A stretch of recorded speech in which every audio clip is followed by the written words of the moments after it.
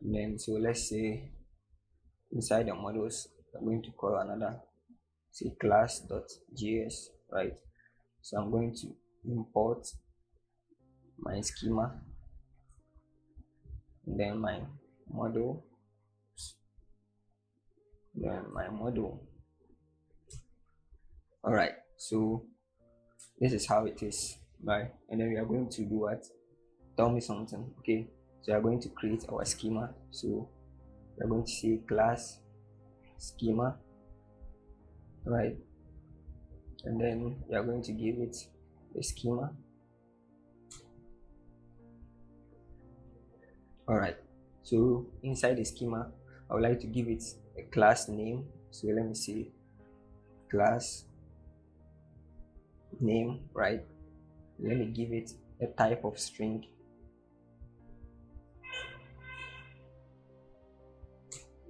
Right, and it's supposed to be required, so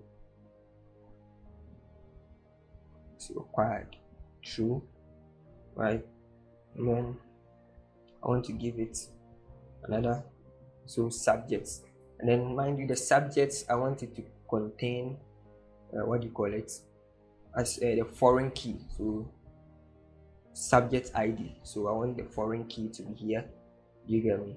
And then also we are going to add another field to it if you want. So before we can add a foreign key to this one, mind you MongoDB is not restricted to, it allows you to make a query any way you want, right? So let's import our module we created, which is the subject model. So import, so once you type subject, oh sorry, you can import the model from subject, right, and use it right here. So I'm going to create another field called subject, subject ID, which is going to contain the ID of, so it's going to be a type of, let's say, schema dot object, right? We're going to tap into the object of the schema.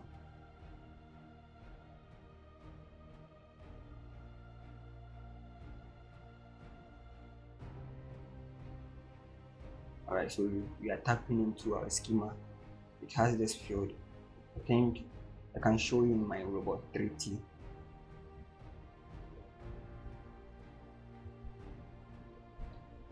So let me open my robot 3T.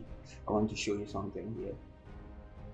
Okay, so once it's open, I'll connect it.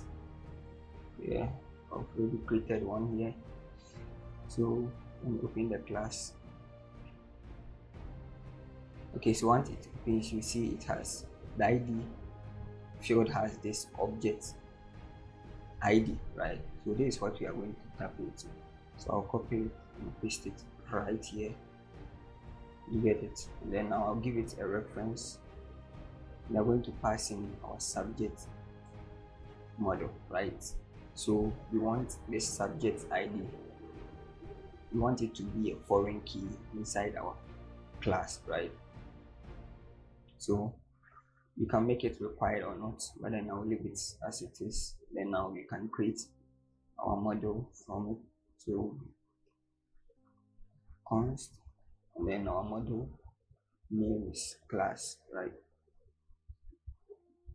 So we are going to check if the model already exists.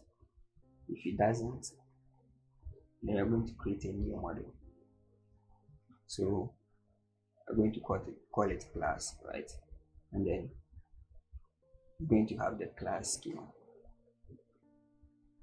Now we are going to export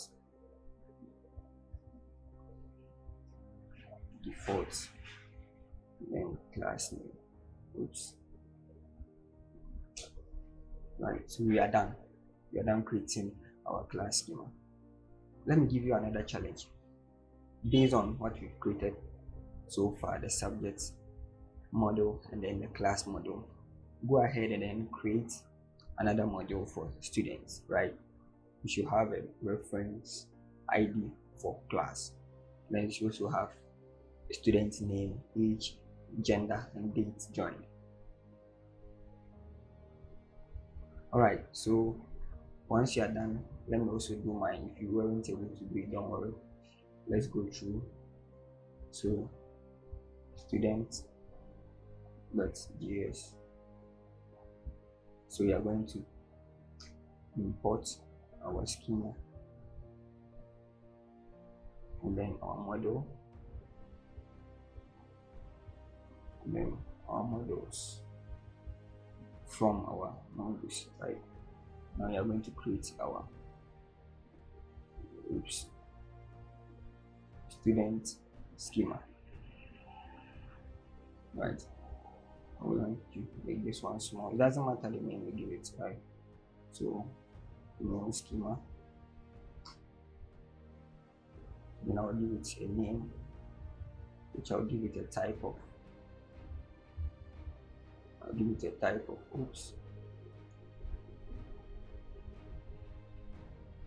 String, right? And I'll give it required to be true. Then give it age. So the age is going to be a number. And then date join.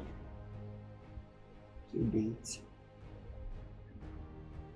the person, the student joined our school.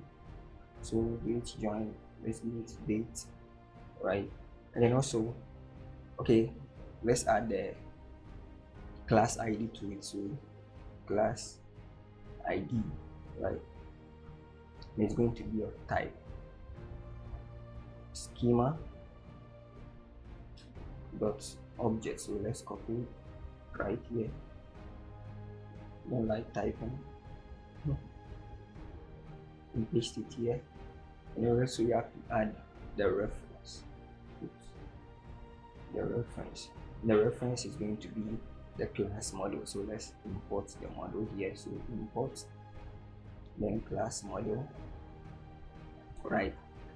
Then we can pass it here. Now we can create our model. So const, then student, then we tap into our models. If student already exists, use that one. If it doesn't exist, then we are going to create a new model, and that is going to be student. And we are going to use the student schema. After we are done, we are going to export it. So student, right? So we are done creating the models. I would like to end the video here. The next video, we are going to actually set up in our using our API section here. So you can see it right here. This is where we are going to do our backend style site, right? So before I go, I would like to take you through one of them. So this is the default one, right?